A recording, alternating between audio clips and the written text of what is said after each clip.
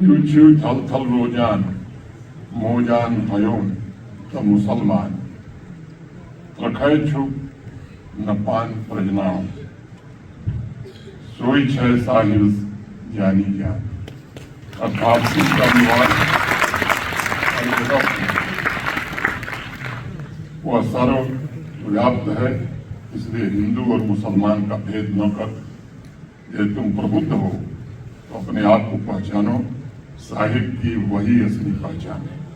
शेखुल आलम ने धार्मिक सहिष्णुता की आवाज उठाई और हिंदू मुसलमानों के पारंपरिक भेदभाव का विरोध करते हुए कहा, ईश्वर एक है, खोजिए छू कोई नाव छू लच्छा, जी करे रूस और कच्छा मोह, अर्थात खुदा एक है जिसके लाखों नाम है तथा समस्त एवं अचल जगत उसके प्रकाश से व्याप्त है।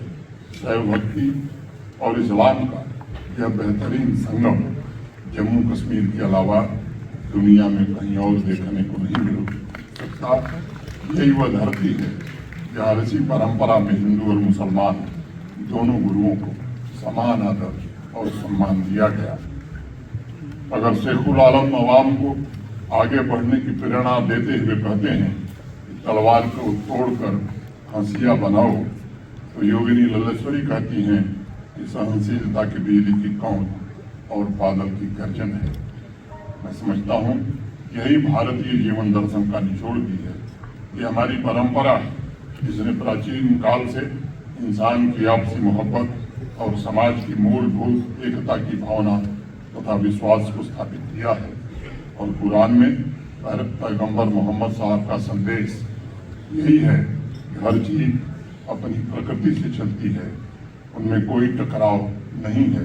और कुरान में लिखा है कि न सूरज के वश में है कि चाँद को पकड़ ले और न रात दिन से पहले आ सकती है, बल्कि सब एक दायरे में तैर रहे हैं। और कुरान में कहा गया है, वाह जाहिदू फिल्लाही हक जिहाद ही, यानी स्पिरिचुअल जर्नी में जितने प्रयास करने हैं वो करो। आप सबने एक कहानी जरूर पढ़ी होगी और मैं उद्धृत करना चाहूँगा। जब पैगंबर हजरत मोहम्मद साहब अपने साथियों के साथ मदीना से मक्का की यात्रा पर जा रहे थे, तो उनके एक साथी ने जोश में आकर कहा कि आज युद्ध का दिन है। तब पैगंबर हजरत मोहम्मद साहब ने कहा, नहीं, आज रहमत और करुणा का दिन है। जब अहंकार मिट जाता है और सभी तरह के भेद भाव समाप्त हो जाते हैं, तब शुद्ध रूप से जो इंसान बच जाता है वही सूफी संतों का असली अनुयायी है। सूफी फकीर जलालुद्दीन रूमी ने अपने एक गीत में लिखा है, एक स्त्री के दरवाजे पर किसी ने दस्तक दी और उसने भीतर से पूछा, कौन है? दरवाजे के बाहर खड़े आदमी ने हैरान होकर कहा, मैं हूं, तुम मेरी आवाज पहचान नहीं रही हो? इस बात के जवाब में उस स्त्री ने उत्तर दिया, ये छोटा सा घर है, मैं और तू दो को नहीं संभाल सकता, और दरवाजा बंद ही रहा, खुला नहीं। तो आदमी बड़ा निराश हुआ। उस स्त्री का प्रेमी था और उसे जीवन में पहली बार बड़ा धक्का लगा। परेशान होकर घर से जंगल की ओर चला गया। बरसों तक तपस्या की, साधना की, फिर वापस घर लौटा। उसने फिर देखा कि दरवाजा बंद है। उसने फिर दस्तक दी। अंदर से फिर उसी स्त्री की आवाज आई, कौन है? उस आदमी ने कहा, अब तो तू ही है, और दरवाजा खुल गया। मित्रों, जब भी मैं इस गीत के बारे में सोचता हूँ, मुझे लगता है कि ऐसी बात कहने की हिम्मत कोई सूफी फकीर ही कर सकता है। मैं जिम्मेदारी से आज ये बात कहना चाहता हूँ कि निर्दोष लोगों का खून आतंक के इन सरपरस्तों तथा कॉन्फ्लिक्ट इंटरप्रेन्योर्स के लिए सबसे बड़ा बिजनेस बन गया था। आतंक के इर्द गिर्द कॉन्फ्लिक्ट इंटरप्रेन्योर्स ने एक बड़ा सा इकोसिस्टम बना दिया था।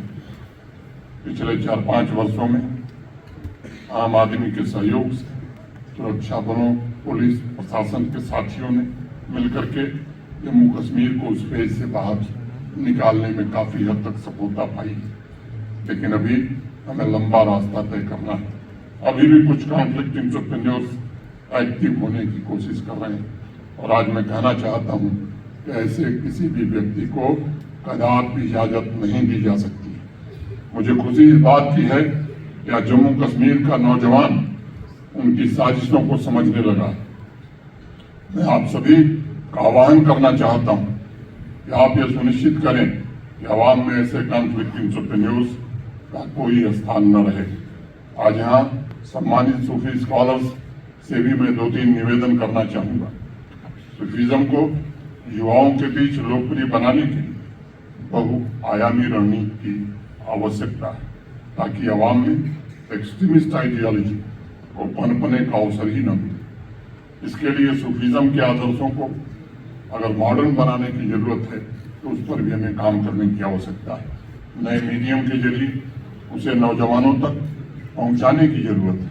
दूसरा, वीडियो, पॉडकास्ट और सोशल मीडिया कैंपेन के जरिए सूफी शिक्षाओं, म्यूजिक, कविता इत्यादि को अधिक से अधिक नौजवानों तक हम पहुंचावें, यह समय की आवश्यकता है। और तीसरा निवेदन, जो भी यूथ इन्फ्लुएंसर्स हैं उन्हें मैं आग्रह करूंगा कि सूफीज्म के प्रचार प्रसार के अभियान से आप भी जुड़िए ताकि सूफीज्म की विजिबिलिटी अधिक से अधिक जम्मू कश्मीर में बढ़ाई जा सके। जितने भी स्कॉलर्स किसी भी इंस्टीट्यूशन से जुड़े हैं मैं उन्हें सूफी लिटरेचर और सूफी एजुकेशन को कैसे हम प्रमोट कर सकते हैं इसमें आप सहायक बनिए। और मैं चाहता हूं कि एक मेंटरशिप कार्यक्रम भी चलाया जाए जिसमें सम्मानित सूफी स्कॉलर्स युवाओं का मार्गदर्शन करें और ये आयोजन आने वाले भविष्य में निरंतर हो। मैं एक बार पुनः सूफी स्कूल लिमिटेड तथा save youth save future foundation के सभी लोगों का हृदय से अभिनंदन करता हूं और फहमीदा रियाज की संरजम के साथ अपनी वाणी को विराम भी देना चाहूँगा कि कुछ लोग तुम्हें समझाएंगे वो तुमको खौफ दिलाएंगे, कुछ लोग तुम्हें समझाएंगे वो तुमको खौफ दिलाएंगे, जो है वो भी खो सकता है।